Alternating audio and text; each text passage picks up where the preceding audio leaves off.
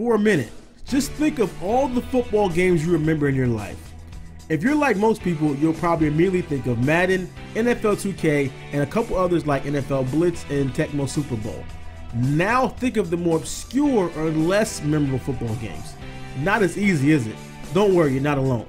For every big time release like Madden, there's many that flopped and never made it past the discount rack at your local EB Games.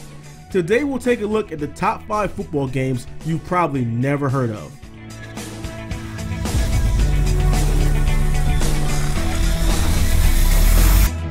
Sports Gamers Online is the #1 source for the sports gamer.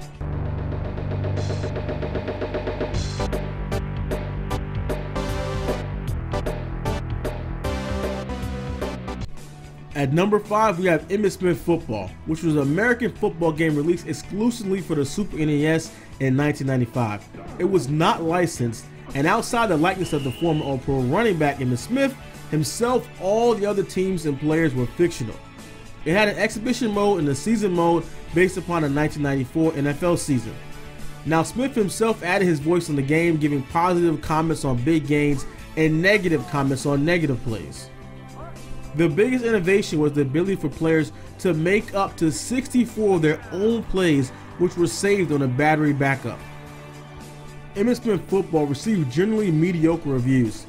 A reviewer for Next Generation stated, "The play editor feature alone is great. Unfortunately, it's the only thing that keeps Emmitt Smith Football from being one of the worst football games on the market." Once on the field, the poor graphics, even worse gameplay, made testing of your plays anything but fun. Now, although the game was pretty much a flop, it's interesting to see that there were full play editors in football games back in 1995, yet we don't have them now. Wow.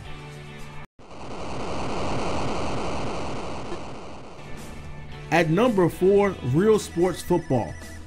It was released in 1982 for Atari and for the Atari 2600, the Atari 5200, and the Atari 8-bit computer platform. Real Sports Football represented a greatly simplified version of football for play.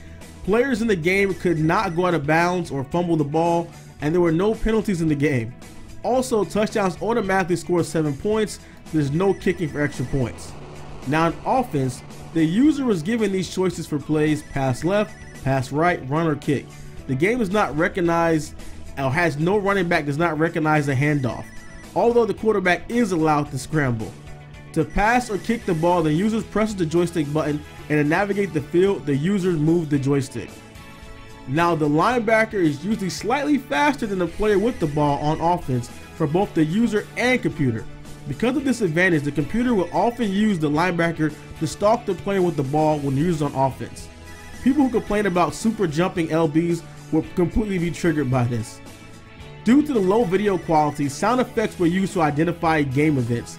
A ringing sign will mean a tackle, incomplete pass, or unsuccessful kick, and a roar indicated a score. Real Sports Football was well received, winning the 1984 Best Sports Video Game at the 5th Annual Archie Awards.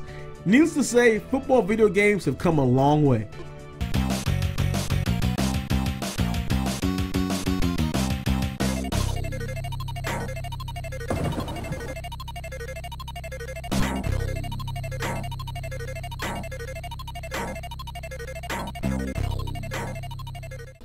At number 3, we have Brutal Sports Football. It's an arcade-style football game developed by Teak London and published for the Commodore Amiga in 1993.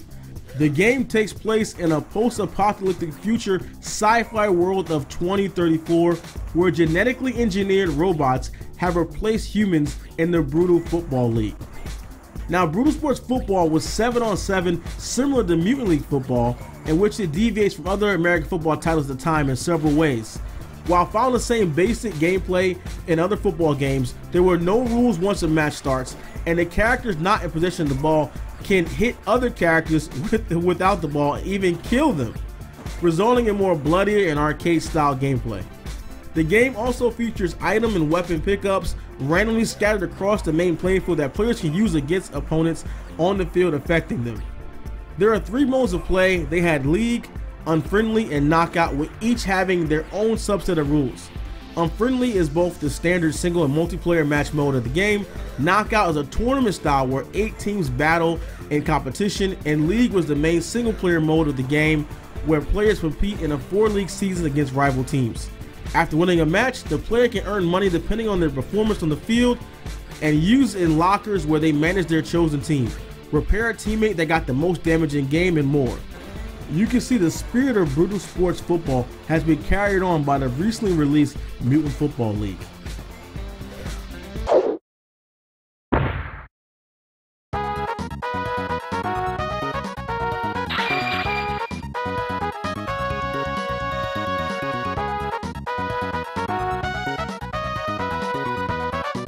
Next up, we have Sterling Sharpe end-to-end. No, not his now more popular Hall of Fame brother Shannon. Sterling Sharpe, former Pro Bowl wide receiver for the Green Bay Packers, who had his career cut short due to a neck injury. Sterling Sharpe end-to-end was a Super Nintendo Entertainment System football game released in 1995 exclusively in North America. A Japanese version titled Super American Football was planned to be released but eventually was scrapped. While the game features 30 cities involved in the 1994 NFL season, their team name and official logos aren't. None of the actual NFL players themselves appear in the game, like Emmitt Smith, Troy Aikman, or Brett Favre, although Sterling Sharpe sometimes compliments the players when he makes an excellent play on the field. The game did not get the warmest reception, being called the mediocre Madden NFL clone by GamePro. This particular game was criticized for lacking a regular season mode, real teams, and real players, as well as they added the fact that they had very poor controls and completions were based more on luck than skill, but singled out a large variety of plays as the game's one strong point. Looks like another video football game that had its career ended a bit too soon.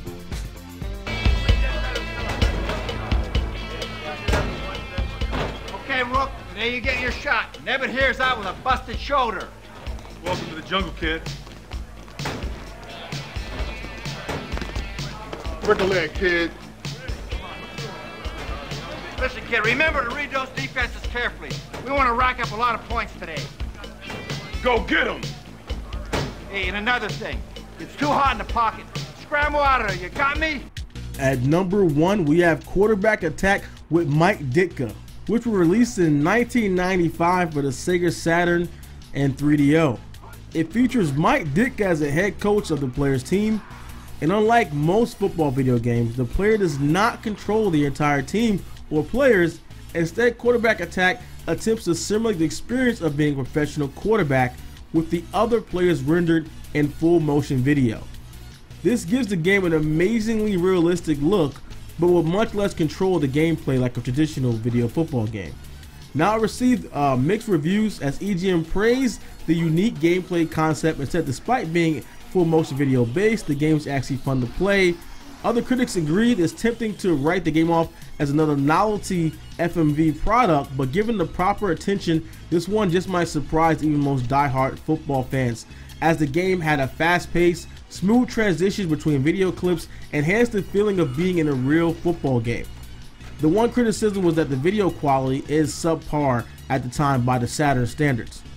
Now, GameFlow felt the game simulated the quarterback experience with a surprising amount of realism and interactivity, noting you can do everything a real QB does, call the play and the cadence, study the defense of the line, and adjust with audibles if necessary, dodge the rush, find your own open man, and to get the crosshair on him for a clean pass. You even have the option of eating the ball Steve Young style and scrambling for some yards yourself.